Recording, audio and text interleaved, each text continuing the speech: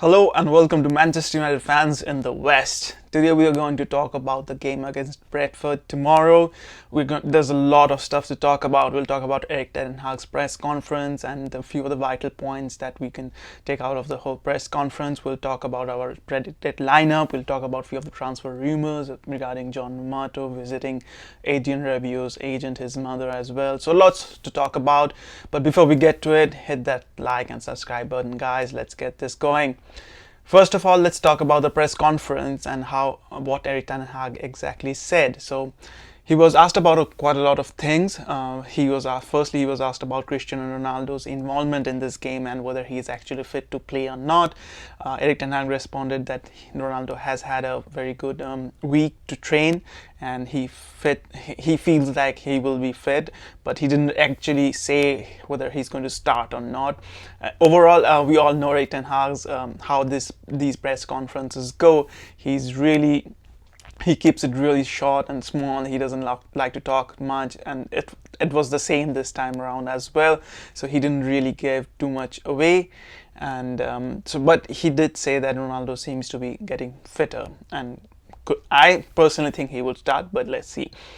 He was also asked about Marcus Rashford. We all know about the rumors coming in about the interest from PSG, and apparently Rashford's agents have been to Paris to talk about his potential transfer there and all that stuff. But I've kept my mouth shut about this for a good reason, because I definitely believe that this is a complete hoax. There's no way Rashford is going to leave Manchester United, at least this summer. Now, the only rationale I could come up with was that Rashford's team is somehow trying to get that up his stock in Manchester United and get a good deal. We all know that Rashford's contract is supposed to be renewed sometime soon, so maybe they're just trying to get a better deal or something like that. Apart from that, I could not really think about anything else. So that's my view on it. But Erik ten Hag has absolutely diminished any sort of rumors, and he said that he's an integral part of the team and he will be with Manchester United for this season, and he has no plans to let Rashford go or anything like that. So for me, that's a positive news. So let's just talk about this for a while, because I feel like this is the fan base is very divided on this. Now, I personally believe a player that has come through the ranks, the youth system and everything, I have always had I have held Rashford in a very high regard for that fact. But if you look at his performances over the past, say, 12-15 months now, it has been absolutely trash. And nobody can doubt that. Nobody can question that. The levels we expect from him, the levels he has shown previously, are nowhere near to be seen right now, and it has been going on for quite a while now. Now, my question to you is, think about this. Think about all the top teams in the Europe right now. It could be Liverpool, Manchester City, Bayern Munich, PSG, Real Madrid. All these teams, can you name one player who has been out of form for the last 15 months and yet starting every game? I bet you couldn't.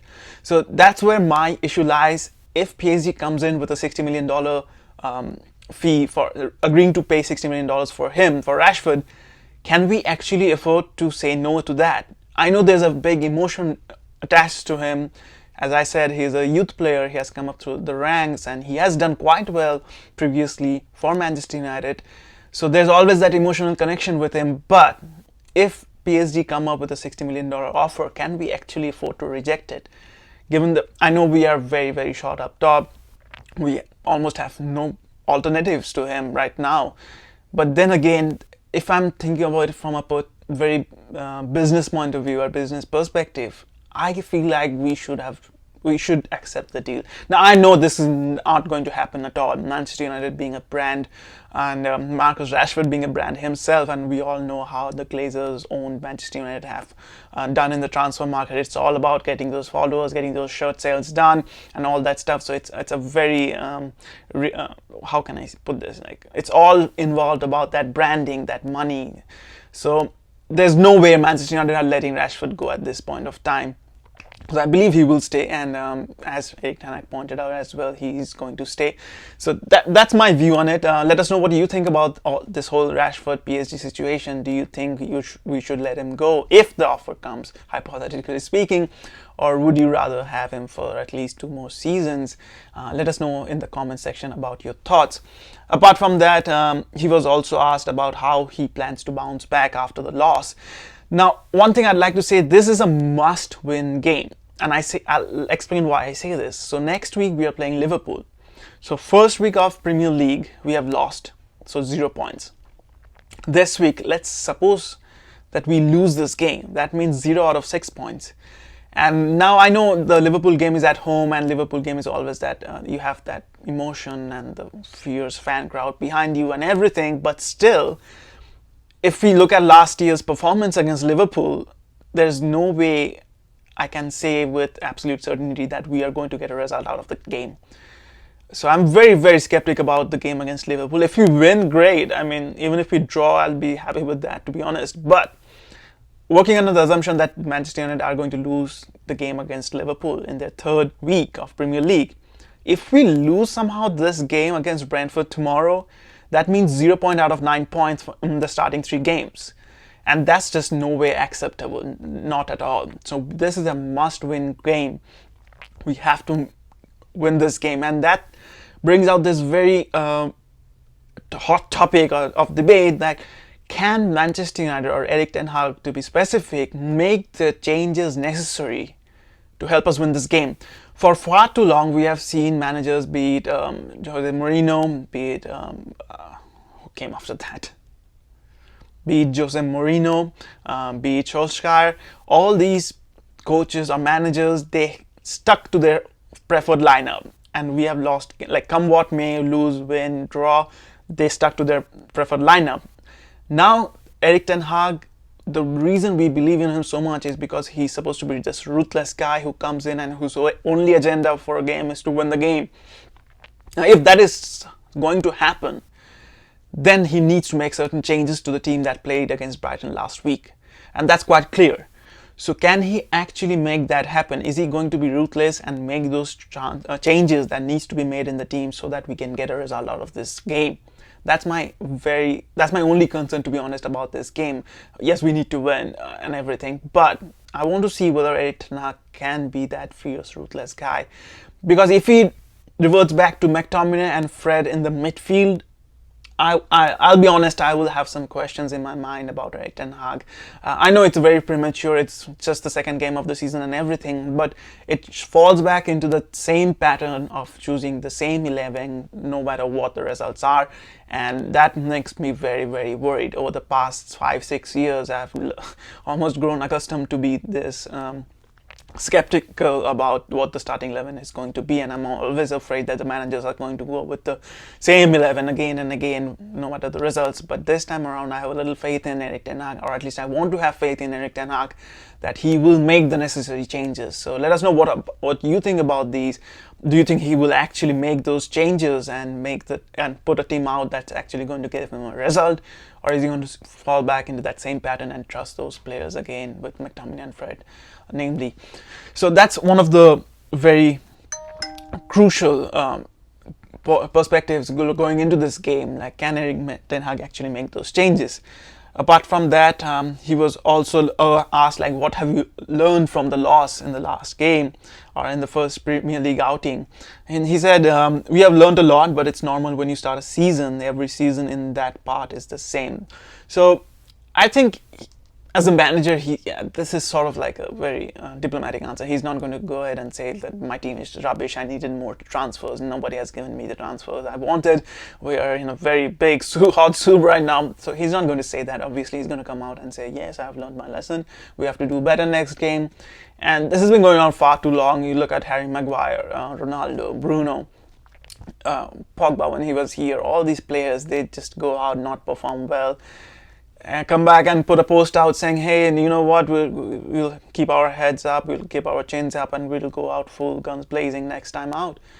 And nothing has changed, honestly. So that's why I said I really need to see a change from Erik ten Hag, a positive change. I need him to be ruthless and say, listen, McTominay and Fred, you both were absolute trash last game, so I'm going to bench you. I'm going to start Eriksen. I'm going to start Donny van de Beek.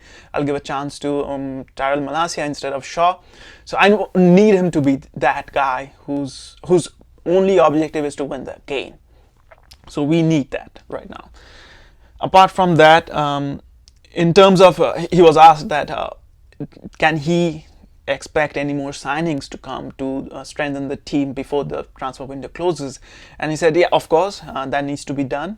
He has said previously, as we know, that he is looking for the right guy instead of just any transfer. So that brings us to our transfer rumor about Adrien Rabiot. Now, it looks like it is going to happen. John Marto, our sporting director, football director, he was in Turin to meet Adrien Rabiot's mother, his agent as well, to potentially get this deal over the line. Now, I'm not yet received any news about how that meeting went, or are there any positive reactions to it or anything like that. So I don't know yet, but we will keep you updated as soon as we hear something. But I think we can expect a here we go from Fabrizio Romano sometime soon. I think this deal will be done. Reports have come out saying that Erik ten Hag believes that Adrien Rabiot is a very good upgrade on what we have in the squad right now, which is McTominay and Fred. And I sort of get that. I agree with that. But my question has always been, if we are going to be a team that's going to be competing against Liverpool and Chelsea and Man City in the Premier League, not to mention all the good teams around Europe in Champions League or Europa League, is Adrien Rabiot going to be that guy who's going to hold the midfield? Because so far for the past 2 seasons, the performance has been so bad, majorly because of we don't have a constructive midfield. You cannot play a midfield with 2 holding midfielders who are not holding midfielders by nature and then expect them to do the job so well that we can compete against all these good teams. That's not fair on the players. That's just not right. So we need someone who can actually do that job.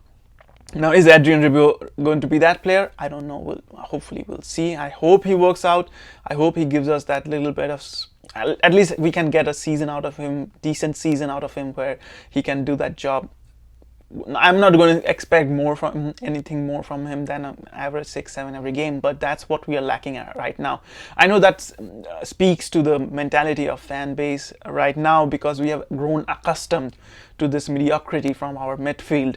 But at this point of time, I just want someone to give me a 6 or a 7 regularly throughout the season. That's all I need, or all I can hope for, rather. So that's my view on this transfer. Let us know what you think about Adrien Rabiot's transfer. Are you excited to see him? Do you think he's going to be potentially our answer to the midfield crisis? Would you rather have him or not? Just let us know in the comments. And apart from that, he was also asked about Christian Eriksen and he's going back to Brentford and all that. And Erik ten Hag's response was, the last question you have to ask him, but it's always special when you return to the team you came from. And he was asked how hard a game is this going to be, and he was very short and precise. He said, every game is hard. That's it. So I feel like this is going to be a hard game. This is a must-win game, as I said. We have to win this game. There's just no options. The only thing to see is who is he going to pick to do that job for him? Is he going to go back to the same team again? Or is he actually going to make some certain changes that will get us the result? That's what I'm looking forward to. Which brings us to our predicted lineup. Now, I've gone with De Gea in goal. I don't think anybody's going to question that right now. I've gone with Dalot as a right back. Again, as I said, I do not see Wan-Bissaka or Brandon Williams or anyone else competing for that place right now. I don't think they'll get a chance anytime soon. So Dalot is definite. Now Maguire is going to start, being the club captain, and Erik ten Hag has showed his complete faith and support to him. So I feel like he's going to start, with Martinez starting beside him as well. This raises a big question, like, then where does actually Varane come in? Like, Maguire is going to start. Martinez is a Erik ten Hag signing with quite a bit of money, so he's not going to sit on the bench. So where does that leave us with Varane? I would prefer, personally, would definitely go with Varane and Martinez. but I just feel like that's not going to happen. And I feel Tyrell Malacia needs a chance. He deserves a chance. Luke Shaw has been very bad. He was really bad in the first game. He offered nothing going forward. Defensively wasn't that strong either. So I feel like Tyrell Malacia should be given a chance. For my midfield, it's Christian Eriksen and Fred. Now, I would like Donny van der Beek to start there as well, but I do not see Erik ten Hag dropping both McTominay and Fred to the bench. I would be thrilled if that is the case, but I just do not see that happening. So for me, Eriksen and Fred starts in the heart of the midfield with Bruno and Rashford and Sancho on the attacking side and Ronaldo up top. Now, Ronaldo needs to start this game. This cannot be any question about this. Erik ten Hag tried this false nine sort of position with both Bruno and Christian Eriksen alternating in front of the goal, trying to make that run. But it failed miserably. And at the beginning of the second half, we needed Ronaldo on the pitch. So, and with a full weeks of training behind him, I think Ronaldo is fit enough to start.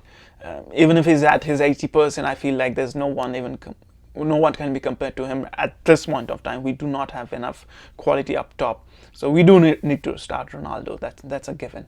Let us know what do you think about this predicted 11. What changes would you make? Are you happy with this or not? And as always, stay safe. Hit that like and subscribe